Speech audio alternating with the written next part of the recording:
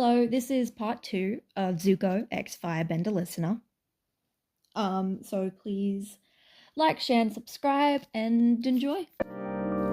After landing in a quite remote place that you suggested, being there a few times, Zuko and Iroh were immediately caged up by Toph. You stare at the people that lived with you for weeks, and there was one question you were burning to ask. Why didn't Iroh do anything when he knew who you were? You just sat there staring until Aang and Sokka came back from looking around. "We're back!" Aang yelled, zooming up to the group with the air scooter. You acknowledged the two boys but didn't take your eyes off Iroh.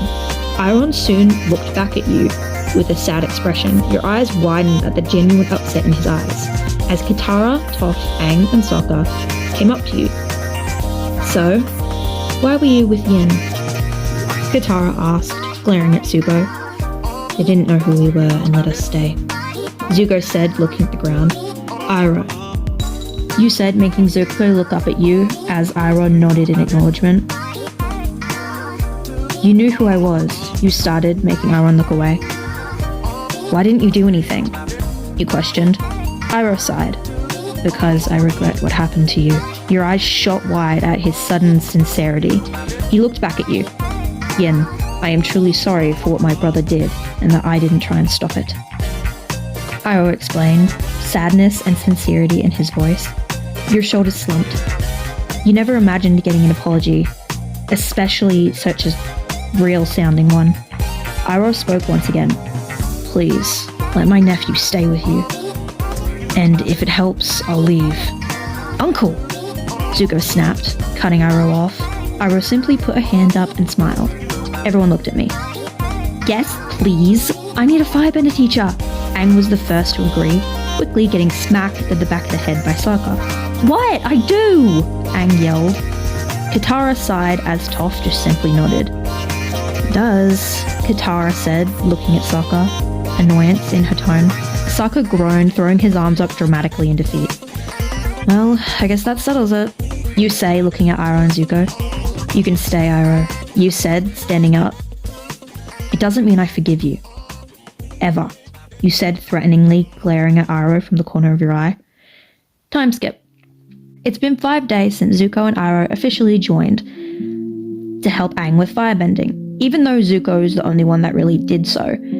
You declined the offer to teach him when you first met. You hated using your bending, that's why you would live in places that were very wet or full of forests, so you really couldn't. And Aang understood, even though he pouted about it. He seemed happy to finally get a teacher, and you would give him tips on his stance if needed, but you stayed out of the way most of the time. You were all sitting down around a fire. Iroh across from you. He seemed to stay out of your way, which you appreciated. Aang and Sokka had fallen asleep within a minute, piled on top of each other with a blanket threw over them. No thanks to Katara. Toph sat with everyone for not even a second, and then hopped on Appa and fell asleep as well. By the end, it was you, Katara, Zuko, and Iroh, in front of the fire. You sat in the middle of Zuko and Katara, as Iroh sat across. "I'm gonna go off to bed. You gonna be okay?" Katara asked, looking over at you. You simply nodded as she walked to her sleeping bag, placed next to Appa. You sighed, leaning back on your hands, looking up at the stars. Zuko's point of view. I looked over to the Avatar and the Water Tribe boy, who was sleeping on top of each other. I tilt my head. That couldn't be comfortable. I hear the Water Tribe girl say she's going to bed and tense. I was now left with Yin and my uncle, which didn't end well the last time. I hear Yin sigh as they lean back. I look over from the corner of my eye and see them watching the stars. I didn't realize I was staring until they looked back at me. Narrator point of view. "You need something?" you asked, looking at Zuko as he mumbled a simple no. You shrugged, going back to stargazing. You probably weren't going to sleep. You hadn't slept in almost a week. You didn't know if it was because of Iroh or not, but you just simply couldn't get to sleep or didn't feel tired. So you ended up being the watch. Iroh suddenly stood up and bowed, seemed to be saying goodnight. "Good night, Uncle," Zuko says as Iroh walked over to the tent that he had set up. You didn't know where he got the tent from and didn't really care enough to ask. Unannounced to you, Zuko was getting very tired.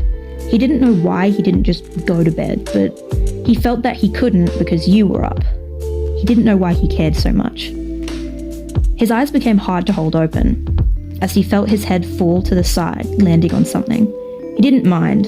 It was soft, and he quickly fell asleep. You had felt something fall on your shoulder and tensed, looking down to see Zuko, who was sound asleep. Your face softened at how peaceful he looked, and you sighed. You weren't comfortable, and probably neither was Zuko. Oh well, you said to yourself, gently laying down with Zuko laying next to you. You eventually got him off of your shoulder and turned to your side, looking at him. He wasn't that bad on the eyes, if you were honest to yourself. You didn't realize, but for the first time in days, you had fallen asleep. The next morning, you woke up to the sound of people talking. You knew who it was, obviously, but they sounded oddly excited or confused. You opened your eyes to find yourself on Zuko's chest. You froze, noticing his arms were also around you. You jumped, stumbling back, making him wake up. Your face started to heat up as you heard Aang and Sokka laughing. "Why didn't you wake me up?" you screamed at the boys. Zuko looked very tired and confused. "You hadn't gotten sleep in a while," Aang answered with a smile. "And you looked comfortable laying on your little prince," Sokka says, starting to hug himself and make kissing noises. You look back over at Zuko, who had a dumbfounded look on his face. Sokka seemed to notice as well. "Well, Princey, our little firebender friend here found a nice comfortable place on your chest last night.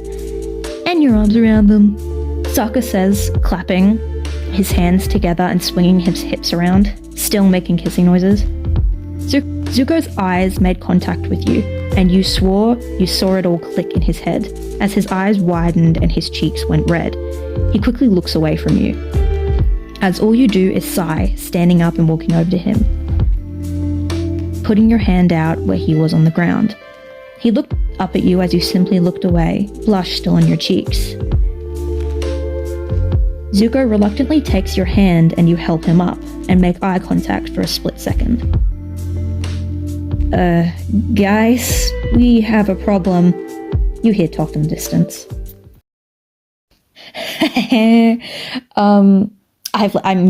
That's a cliffhanger. Can I apologize with how I say Iroh's name, please? I say it wrong. Like, I say Iron or Iroh.